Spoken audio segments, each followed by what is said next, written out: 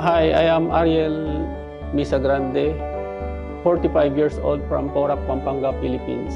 I am a welder fabricator for 10 years under Philippine Air Force.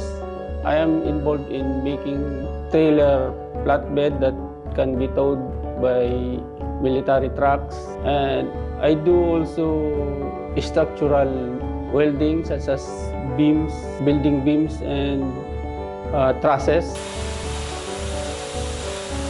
I also do racks, gun racks, tools, cabinet, and modifying equipment.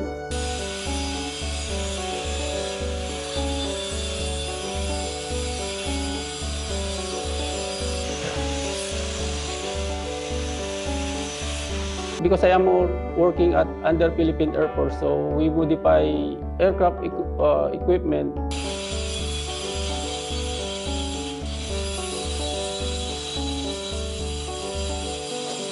I am applying for Australia for a greener pasture and to provide my family a better future.